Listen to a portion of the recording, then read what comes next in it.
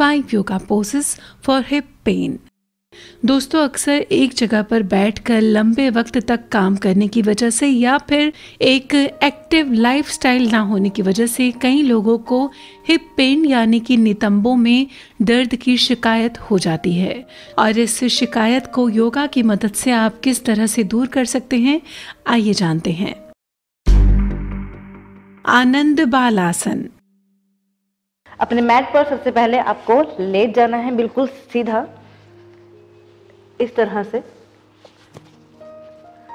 दोनों हाथ सबसे पहले आपके हिप्स के आसपास साइड में आप प्लेस करेंगे। अब दोनों पैरों को मिलाते हुए दोनों नीज को, दोनों आपके जो पैर हैं ऐसे बेंड करेंगे नीज की तरफ से, और पेट की तरफ, पेट को पूरा अंदर की तरफ ऐसे दबा देंगे। यहां पर आपको इनहेल, नीचे आते हुए इनहेल करना है, और जैसे ही थोड़ा सा स्टमक का पुश करते हैं तभी आपको एक्सहेल कर देना है। उसके बाद आपको नीज में आपको गैप देना है, शोल्डर जितना, शोल्डर से थोड़ा सा बाहर की ओर, और अपनी जो नीचे वाली लेग है उसको इस तरह से ऊपर करके हाथ को अंदर से लाकर अपनी एड़ियों को पकड़ना है। मतलब ये जो आपके नीज हैं आपके आर्मपिट की तरफ आए, इस साइड की तरफ। तो ये आपने किया, और बॉडी को एल शेप में रखना है, आपको ध्यान रखेंगे।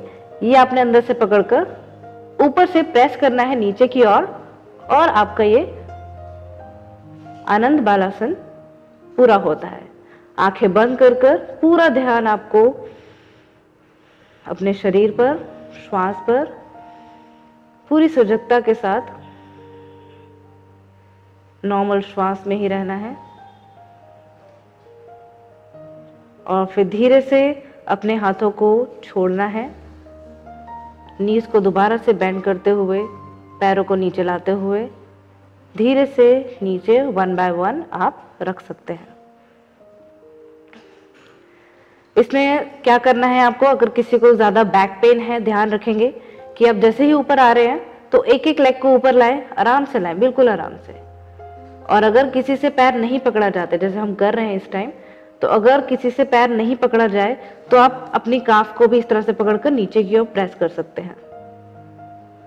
यहां पर रुकेंगे थोड़ी देर। अगर आपसे इतना भी ना हो तो बस इतना ही रुककर दोनों हाथों को नीचे रख के आप इस आसन को कर सकते हैं, और फिर धीरे से वापस नीचे रखकर 1 बाय 1 लेग को बाहर की ओर ले जाना है। अर्धमते सेंद्रासन।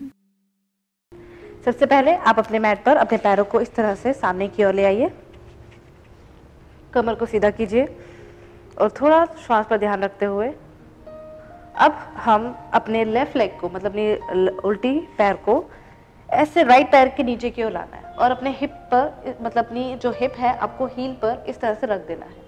उसके बाद राइट पैर को अपनी नी, जो आपने फोल्ड की है नी, इसके आगे की तरफ, मतलब उधर की तरफ रखना है, आपको ज्यादा आगे नहीं रखना है। इस तरह से रखते हुए कमर को सीधा कर लेंगे। सबसे पहले आपका राइट हैंड पीछे की ओर आएगा, लेफ्ट हैंड ऊपर की ओर आते हुए स्पाइन को ट्विस्ट करना है। आप अपनी एल्बो से सपोर्ट देकर अपने अंगूठे को पकड़ सकते हैं, और यह हाथ आपका सीधा रहेगा, स्पाइन स्ट्रेट रहेगी, और नेक पीछे की ओर। जब आप शुरू करते हैं तो आपको इनहेल करना है, पीछे आते हुए आपको एक्सहेल कर देना है। श्वास नॉर्मल रखनी है।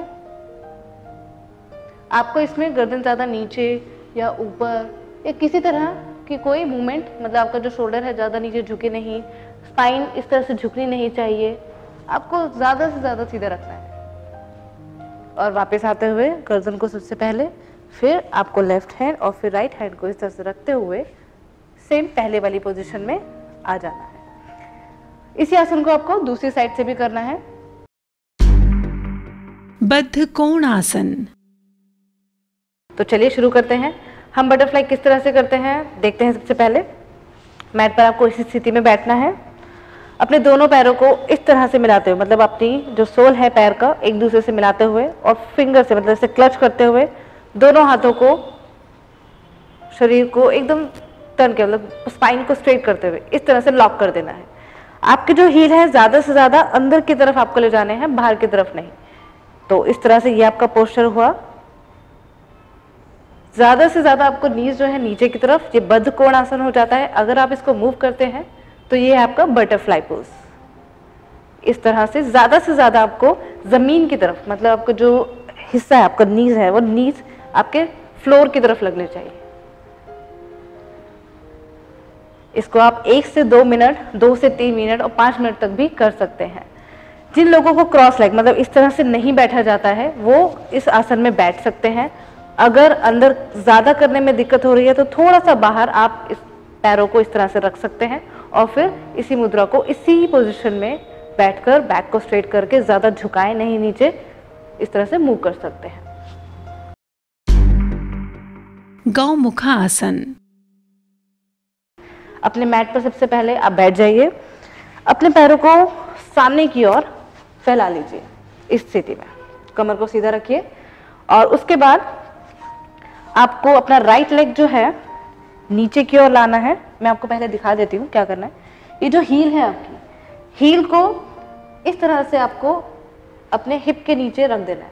बैठना नहीं है, इसको हल्का सा इधर की ओर, ताकि आपकी एड़ी और हिप साथ में मिल जाए। इस तरह से आपको करना है।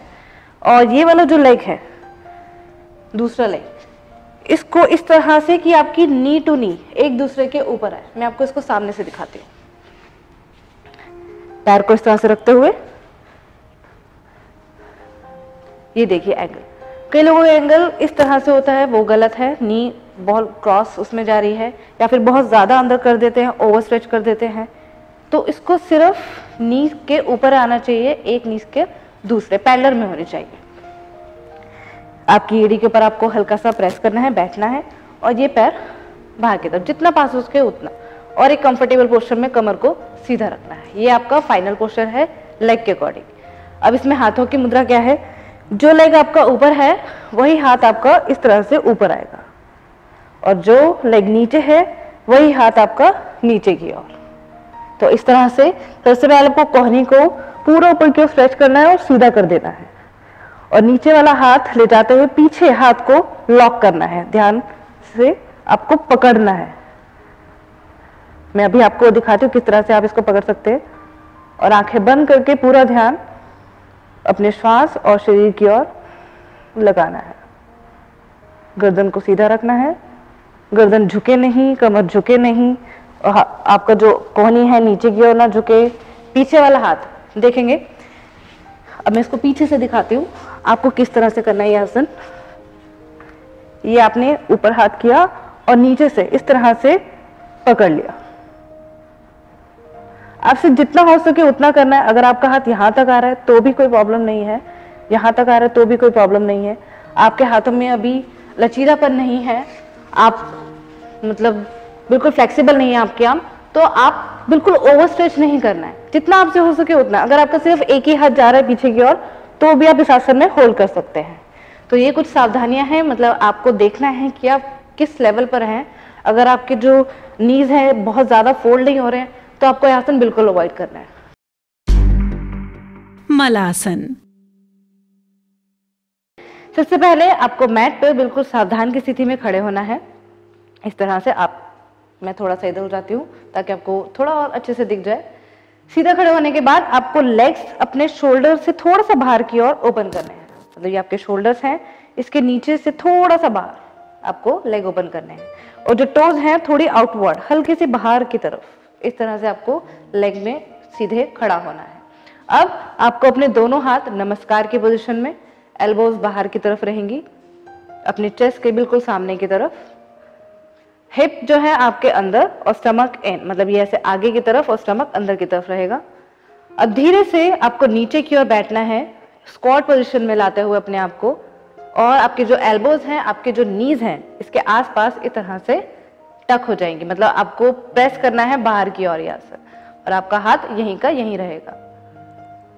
ऊपर आते हुए आपको इनहेल और नीचे आते हुए आपको श्वास को छोड़ना है, आंखें बंद, और इस आसन में बने रहना है कुछ देर के लिए। कमर बिल्कुल सीधी रहे, ना ज्यादा आगे झुकना है आपको, ना ज्यादा पीछे की तरफ जाना है। और ध्यान रखेंगे एल्बो से ऐसे पूरा प्रेस नहीं करना है, आपको हाथ रखना है अपनी यहाँ ट्राइसेप की तरफ से, और आप इसे प्रेस कर रहे हैं। हल्का सा आगे झुके हैं, कमर सीधी है, मुड़ी भी नहीं है, शोल्डर्स अंदर नहीं है। आप इस बात का ध्यान जरूर रखें जो जो बताया जा रहा है। उसके बाद धीरे से उठ के वापस आए, दोनों हाथों को फिर से नीचे की ओर लेके आ जाए, बिल्कुल आराम से। आपको आसन करते हुए ध्यान रखना है, जब आप जा रहे हैं नीचे तो ध्यान रखें कि आप कितना नीचे तक बैठ पा रहे हैं, उसका ज़रूर ध्यान रखना है। अगर आप नीचे बहुत ज़्यादा नीचे नहीं बैठ पा रहे हैं तो थोड़ा ही रुकें। आप किसी ड्रम या किसी चेयर पर थोड़ा बैठ कर भी इस आसन को कर सकते हैं, अगर आपसे स्टार्टिंग में कंफर्टेबली नहीं हो पा रहा है तो। या नीचे आप कुछ मैट बिठा लीजिए, उसको थोड़ा फोल्ड कर लीजिए, कुछ भी इस तरह से आप कर सकते हैं। आशा करते हैं कि आज का ये खास वीडियो आपको पसंद आया होगा, और अगर ये वीडियो पसंद आया है तो इसे लाइक करें, शेयर करें, सब्सक्राइब करें जीवन कोश को। इसी के साथ ही जीवन कोश में अभी के लिए बस इतना ही।